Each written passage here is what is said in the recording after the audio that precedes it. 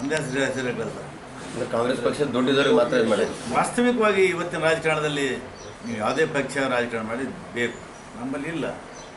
ನಮ್ಮದೇ ಕೆಲಸ ದುಡ್ಡಿರೋರಿಗೆ ಹೋಗಿದೆಯಾ ಅಂತ ನೀವು ಬಿಚ್ಚಿ ಗಂಡಿನ ಹೆಸರು ಬಾಯಾಗ್ಯದ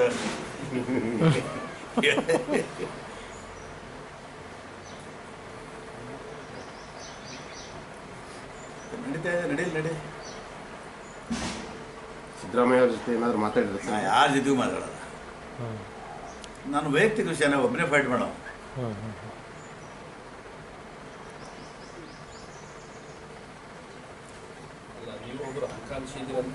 ಆಕಾಂಕ್ಷಿ ಕೇಳಿದ್ದೀನಿ ನಾನು. ಸಿದ್ದರಾಮಯ್ಯ ಇವತ್ತು ನಿಲ್ಲ ಅಂದ್ರೆ ನಿಲ್ತೀನಿ.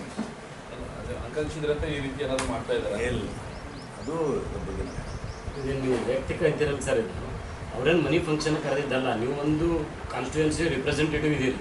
ನಿಮಗಲ್ಲಿ ಅವಮಾನ ಆದರೆ ಆ ಕ್ಷೇತ್ರದ ಜನರಿಗೆ ಅದು ಅವಮಾನ. ಇದನ್ನು ಯಾಕೆ ನೀವು ಒಂದು ಪಾರ್ಟಿ ವೇದಿಕೆಯಲ್ಲಿ ಚರ್ಚೆ ಮಾಡೋದಿಲ್ಲ ಅಂತ?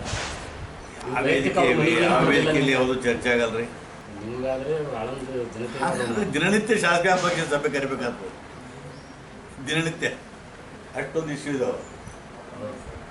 ಅದರ ಮೊದಲಿನ ಇಶ್ಯೂಗಳು ಇನ್ನೂ ಬಗೆಹರಿದಿಲ್ಲ. ಒಂದ್ಸಲ ಶಾಸಕ ಪಕ್ಷ ಕರೆದಿದ್ದಕ್ಕೆ ನಮ್ಮವ್ರು ಸಿಟ್ಟಾಗಿದ್ರು. ಆಮೇಲೆ ಕರಿ ಅಂತ ನಾವು ಲೆಟರ್ ಕೊಟ್ಟಿದ್ದಕ್ಕೆ ಅದು ನಮ್ಮ ಹಕ್ಕದು. ಇವತ್ತು ಕೊಡ್ತೀನಿ ನಾನು ಅಂತ ಅವಶ್ಯಕತೆ ಇದ್ರೆ. ಕ್ಲಿಯರ್ ಆಗಲಿಲ್ಲ, ಅದೇನು ಫೇಕ್ ಅಂದ್ರಿ ನಿಜ? ಇದಕ್ಕೆ ಎನ್ಕ್ವೈರಿ ನಡೆದಿದೆ, ಪೊಲೀಸ್ ಎನ್ಕ್ವೈರಿ ಎನ್ಕ್ವೈರಿ. ಸರ್ ನೀವು ಶಾಸಕಾಂಗ ಸಭೆ ಕರೀರಿ ಅಂದಾಗ ನಿಮ್ಮವ್ರು ಸಿಟ್ಟಾದ್ರು ಅಂತಂದ್ರೆ ಯಾರು ಸರ್ ನಿಮ್ಮವ್ರು ಸಿಟ್ಟಾಗ? ಅದೇ ಪತ್ರ ಯಾಕೆ ಬರ್ದಿರಿ ಅಂತವ್ರು. ಯಾರು? ನಾನೇ ಬರ್ತಿದ್ದೆ. ನಾನು ನನ್ನ ಜೊತೆಗೆ 20 ಜನ ಎಮ್ಮೆಗಳು ಬರ್ತಿದ್ದೆವು. ಅಲ್ಲ, ಬರೆದವ್ರು ನೀವು ಸಿಟ್ಟಾದವ್ರು ಯಾರು ನಿಮ್ಮ ಮೇಲೆ?